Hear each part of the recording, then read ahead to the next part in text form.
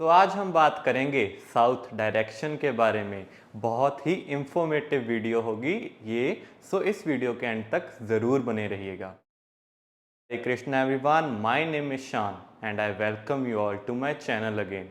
सो आज हम बात करेंगे साउथ डायरेक्शन के बारे में। साउथ डायरेक्शन ये हमारी चौथी वीडियो है डायरेक्शंस के ऊपर। पहले हमने ब्रह्म स्थान को कवर किया, फिर हमने नॉर्थ डायरेक्शन और फिर हमने ईस्ट डायरेक्शन कवर की। अब ये हम साउथ डायरेक्शन को इस वीडियो में कवर करेंगे। इस वीडियो में आपको पता लगेगा कि साउथ डायरेक्शन के एट्रीब्यूट्स क्या हैं, कलर थीम क्या है साउथ डायरेक्शन की, क्या टॉयलेट के इफेक्ट्स होते हैं साउथ डायरेक्शन में, किचन के क्या इफेक्ट्स होते हैं साउथ डायरेक्शन में, और आपका बेडरूम जो है वो कैसे इफेक्ट करता है इस डायरेक्शन में।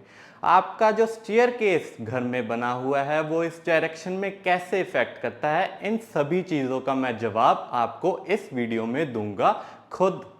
पहले हम समझते हैं कि क्या एट्रीब्यूट्स हैं साउथ डायरेक्शन के। साउथ डायरेक्शन रिप्रेजेंट करती है रिलैक्सेशन और फेम को। साउथ डायरेक्शन एसोसिएट होती है मंगल से एंड इस डायरेक्शन के देवता हैं यमदेव। इस डायरेक्शन को आपको सही रखना बहुत इंपेरेटिव होता है क्योंकि ये डायरेक्शन बहुत ही कंट्रोवर्शियल है। कंट्रोवर्शियल ऐसे है कि लोग कई कहते हैं कि इस डायरेक्शन में आपका घर फेस नहीं करना चाहिए, बट मैंने कई लोगों को देखा है कि इस डायरेक्शन में जिनका घर फेसिंग होता है वो बहुत ही ज़्यादा अमीर होते हैं। ये एक कंट्रोवर्शियल डायरेक्शन है, इसको ठीक रखना बहुत ज़रूरी है।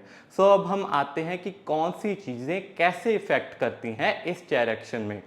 First is toilet. टॉयलेट इस डायरेक्शन में बहुत ही बुरे माने जाते हैं, बहुत बड़ा वास्तु दोष क्रिएट करते हैं बिकॉज इस डायरेक्शन का एलिमेंट है फायर एलिमेंट और टॉयलेट का यहाँ होना डिस्पोजल को रिप्रेजेंट करता है। ऐसे आप इन दोनों एट्रीब्यूट्स को जब आप जोड़ेंगे तो जो टॉयलेट है वो आपके सारे रिलैक्सेशन और फेम को डिस्पोज ऑफ कर देगा, एक चर्निंग क्रिएट करेगा आपको फेम गेन करने में और एक एफ्लिक्शन लाएगा इस डायरेक्शन में।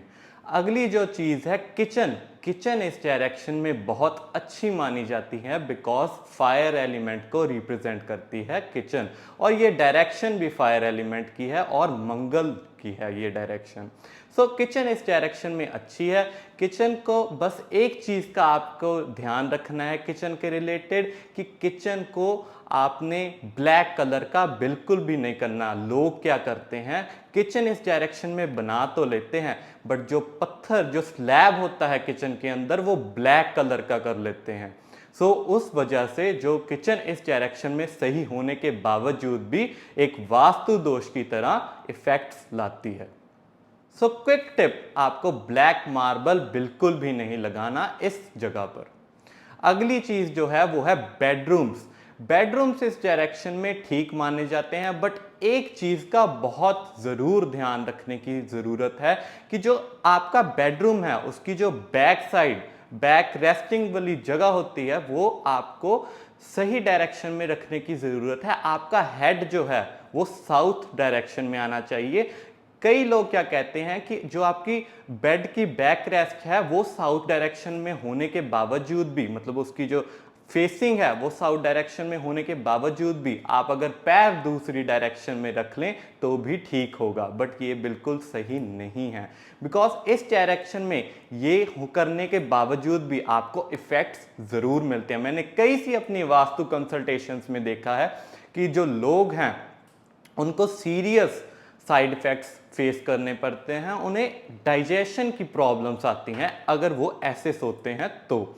आपके पैर जो है वो हमेशा नॉर्थ डायरेक्शन में और आपका हेड जो है वो साउथ डायरेक्शन में होना चाहिए और बैक रेस्ट भी इसी तरह, आपका बेड भी इसी डायरेक्शन में इसी तरह होना चाहिए। आपको ये चीज़ का बहुत ज़्यादा ध्यान रखना है कि आपका जो बैक रेस्ट है वो इस डायरेक्शन में बिल्कुल नहीं आना चाहिए कि जो आपका हेड जो है वो नॉर्थ डायरेक्शन में हो और आपके पैर जो हैं वो साउथ डायरेक्शन की तरफ फेस करें।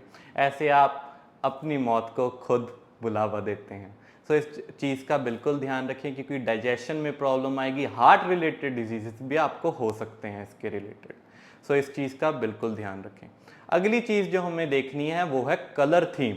कलर थीम इस डायरेक्शन में बहुत ज़रूरी है बिकॉज ये आपके रिलैक्सेशन और फेम को रिप्रेजेंट करती है ये डायरेक्शन। सो कलर थीम, कलर यहाँ पे ब्लैक कलर बिल्कुल भी नहीं होना चाहिए बिकॉज ब्लैक कलर रिप्रेजेंट करता है जल को, वाटर एलिमेंट को, नॉर्थ डायरेक्शन को।